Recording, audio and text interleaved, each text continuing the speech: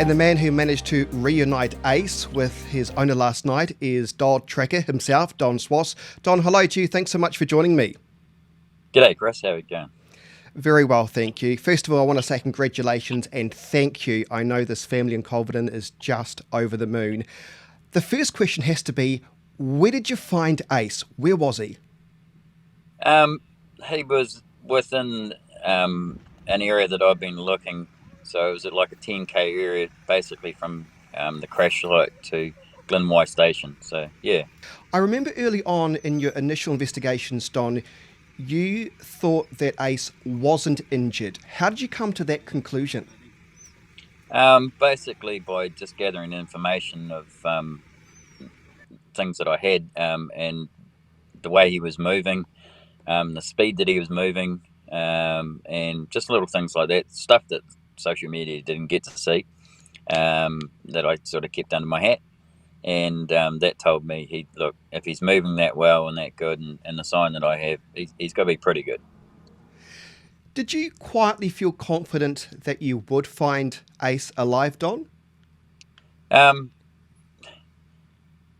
You can never say never, but yeah, no, look, I was a little bit behind the ball for a start, and he wouldn't settle down. He was quite transient in his movements and very unpredictable. And once he became predictable, it's like, he was easy. For me anyway. Yeah. You were searching for Ace with your son, is that right? Absolutely, yep. He'd come down to operate the drone for me because I sort of prearranged that last night was going to be the one that if I was going to get him, it would be the one. So he drove down from Nelson last night to operate the drone, because trying to operate the drone and use a tracking dog and track myself and also, grab Ace is a bit too much. So yeah, he drove down.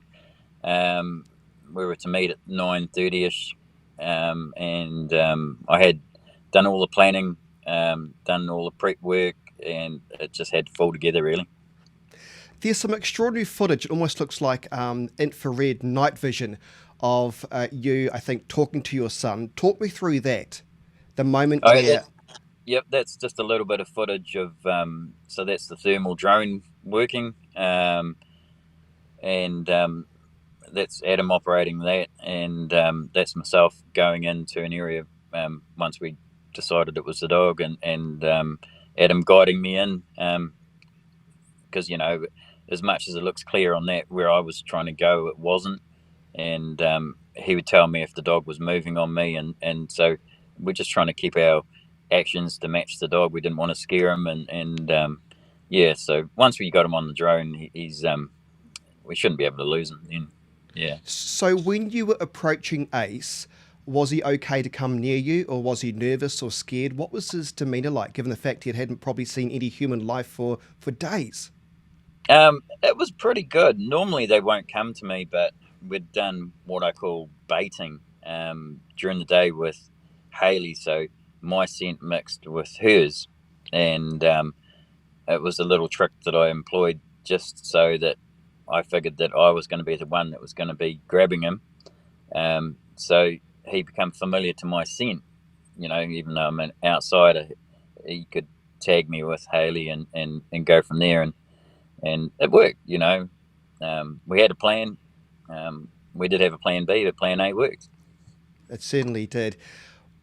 Obviously, you were there at the moment that the reunion took place, so to speak. That must have been a pretty special moment for you, Don, and your son. It was a positive outcome.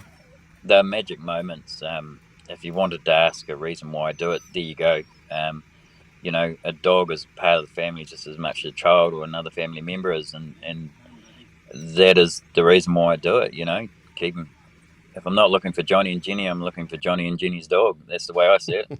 Yeah, because your background, of course, is search and rescue, isn't it? Yep. Stopped counting, probably 35 years of that. 30 of it tracking and 20 doing dogs. This work that you do, it's almost, I don't want to call it a hobby because it almost dismisses the great work you do, but it's voluntary. You rely on donations from the good people of New Zealand to help do what you do, don't you? Oh, look, absolutely. It's just something that I do in my spare time, if I manage to have some. And Yeah, look, it does cost, but I don't charge. People donate.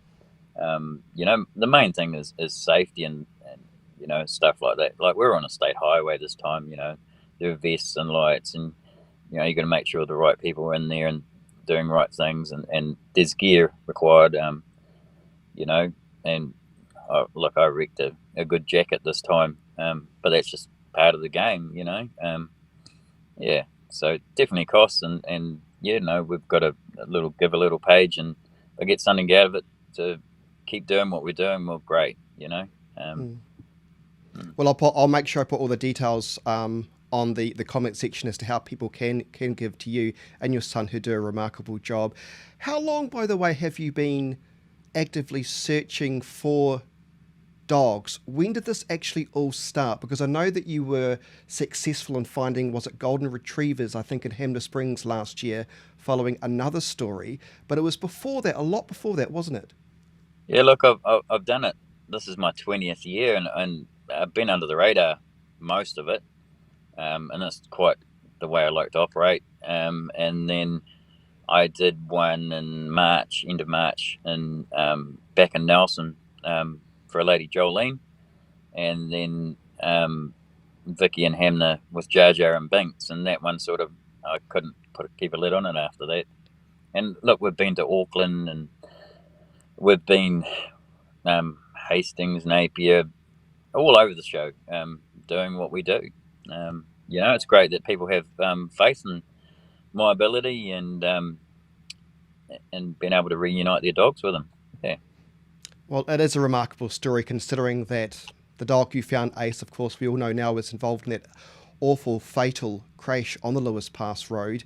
And it is remarkable that Hayley, her partner, her beautiful young baby, and her dog all survived. I mean, that must be one for the record books in terms of the circumstances in which you've had to locate and look for dogs. Oh, look, it's definitely up there. Great outcome, and I'm just so happy for them that I was able to help. I'd do it all again tomorrow for someone else. Yeah. Well, I think we need to let you have a bit of a rest and relax for a little while, because I know you've been doing extraordinary long hours and waking up very, very early as well. Don Swass, really nice to speak with you. Thank you to you and your son for the amazing work, and I know you've got one very, very happy Canterbury family. Oh, no, hey, look, thank you for the interest, and just humbled by the support shown for what I do. It's just me, and I can track, so why not use it? Yeah. Thank you. Thank you. Cheers.